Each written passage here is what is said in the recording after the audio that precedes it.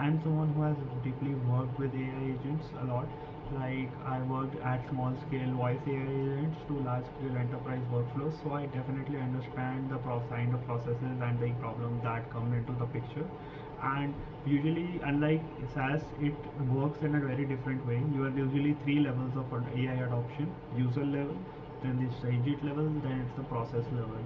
So understanding what goes out at each level is required, and I feel that this is something that a lot of companies are simply skipping and just following the SaaS model. So let's get started. So what would I call as being activated? I would call something that an AI agent being able to handle a good amount of volume of daily workflows without any human interaction for a period of 2 weeks. So why do you say I would say 2 weeks? So usually what happens is that when you first integrate something, you first spend, you especially with AI, like how popular AI is, a lot of companies try it out, a lot of different processes happen, and usually there's a lot of token usage and a lot of adoption. It looks like everything's going well, but this from the second week where the problem actually gets started is that things starts getting normalized. You start seeing the behavior of how the people are going to actually be using this kind of a technology, rather than just being able to ease their work with it maybe. So here's what I would suggest we try.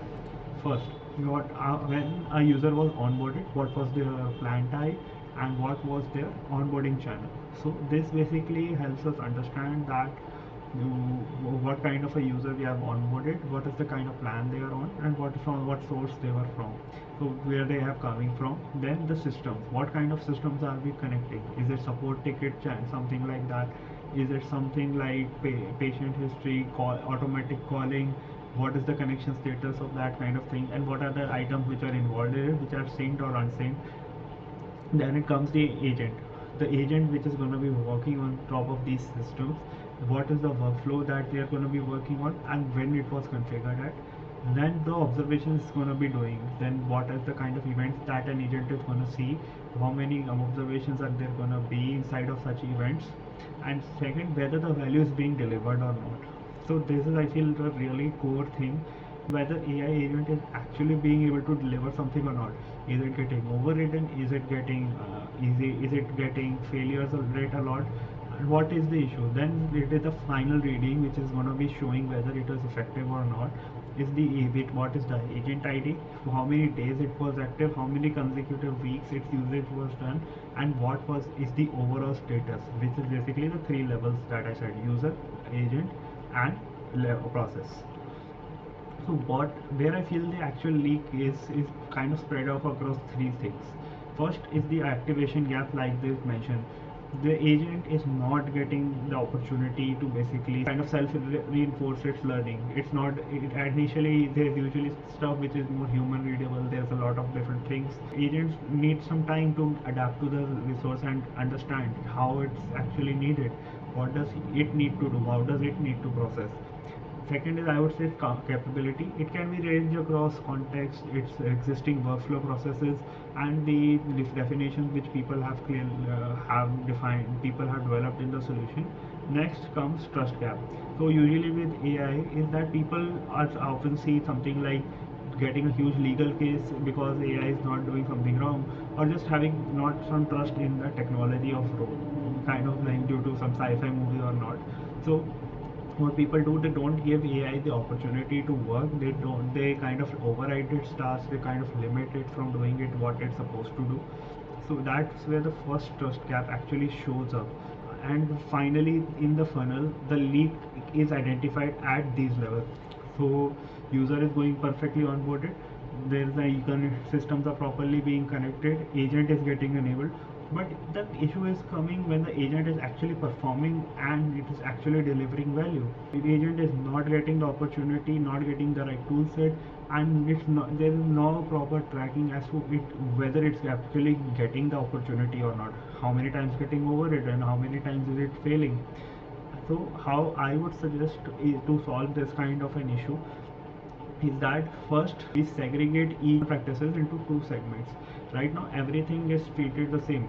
The enterprise client also sees the same UI, the small scale practice one guy also sees one UI. So what is the core issue? Simple guys, actually a small group of people that are actively working. They are fixed, usually have a fixed set of tools that you can actively track and integrate into. And they, even if they end up using something different, it's not going to be that wide. So you can actually build something that a lot of people use. But complex processes, everything has a different workflow. Whether some lot of things are just internal, lot of things don't work, lot of things don't integrate.